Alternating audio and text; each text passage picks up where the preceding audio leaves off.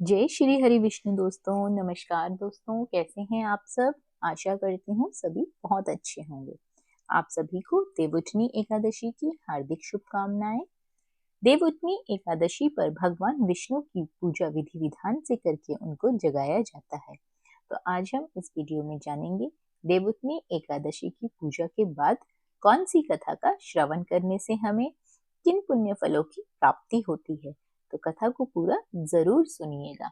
जिसने व्रत रखा है और जिसने व्रत नहीं भी रखा है वे लोग यदि कथा को सुनते हैं तो श्री हरि विष्णु शीघ्र ही प्रसन्न होकर उन पर कृपा बरसाते हैं। तो दोस्तों, देवउठनी एकादशी के दिन भगवान श्री हरि विष्णु की प्रिय चीजें जैसे कि सिंघाड़ा, गन्ना, शकरकंदी, मूली और केले के फल का भोग लगाया जाता है। भगवान श्री हरि विष्णु बेहद प्रसन्न मुद्रा में होते हैं। विधि विधान से उनका पूजन किया जाता है, व्रत किया जाता है और व्रत की कथा को सुनने से देवउठनी एकादशी की पूजा का जो लोग भी पूजा करते हैं देवउठनी एकादशी के दिन उन्हें दुगना फल प्राप्त होता है कथा सुनने से। तो दोस्तों, चलिए जान लेते हैं देवउठनी एकादशी की कथा को। प्राचीन समय में एक नगर में एक राजा रहता था। उस राज्य के सभी लोग विधिवत एकादशी का व्रत रखते थे और पूजा करते थे। एकादशी के दिन किसी भी जानवर, पक्षी या पशु को अन्न नहीं दिया जाता था। उस नगर के राजा के दरबार में एक बाहरी व्यक्ति नौकरी पाने के लिए आया। तब राजा ने कहा कि काम तो मिलेगा, लेकिन हर महीने 2 दिन एकादशी व्रत पर अन्न नहीं मिलेगा। नौकरी मिलने की खुशी पर उस व्यक्ति ने राजा की शर्त मान ली। उसे अगले महीने एकादशी के व्रत पर अन्न नहीं दिया गया। व्रत में केवल उसे फलाहार दिया गया था, लेकिन उस फलाहार से उसकी भूख नहीं मिटी, जिससे वो व्यक्ति बहुत ही ज्यादा चिंतित हो गया और राजा के दरबार में पहुंचा और उन्हें बताया कि फल खाने से उसका पेट नहीं भरेगा, वह अन्न के बिना मर जाएगा। उसने राजा से अन्न के लिए प्रार्थना की। इस पर राजा ने कहा कि आपको पहले ही बता दिया गया था कि एकादशी को अन्न नहीं मिलेगा, लेकिन उस व्यक्ति ने फिर भी अन्न पाने की विनती की। उसकी हालत को समझते हुए राजा ने उसे भोजन देने का आदेश दे दिया। उसे दाल, चावल और आटा दिया गया। फिर उस व्यक्ति ने नदी के किनारे स्नान करके भोजन बनाया।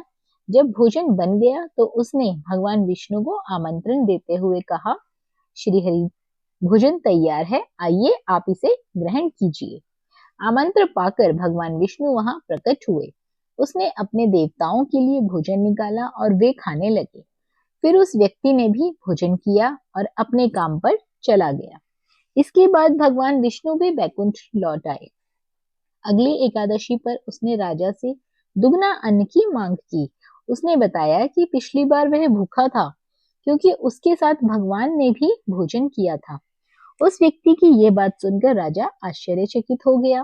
राजा ने कहा कि हमें विश्वास नहीं है कि भगवान ने भी आपके साथ भोजन खाया है। राजा की इस बात पर व्यक्ति ने कहा, आप स्वयं जाकर देख सकते हैं कि यह सच है। फिर एकादशी से दिन उसे दुगना अन्न दिया गया। वह अन्न लेकर नदी के किनारे गया। उस दिन राजा भी एक पेड़ के पीछे छिपकर सब कुछ देख रहे थे।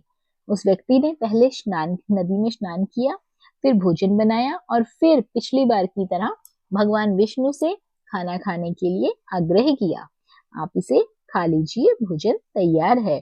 लेकिन विष्णु जी उस दिन नहीं आए। उस व्यक्ति ने श्री हरि को कई बार बुलाया, लेकिन वे नहीं आए। तब उसने कहा कि अगर आप नहीं आएंगे तो मैं नदी में कूदकर अपनी जान दे दूंगा। फिर भी श्री हरि नहीं आए। तब वह नदी में छलांग लगाने के लिए आगे बढ़ा। तभी भगवान विष्णु प्रकट हुए और उसे कूदने से बचा लिया। इसके बाद श्री हरि विष्णु ने उसके साथ बैठकर भोजन किया और फिर अपने बैकुंठ चले गए।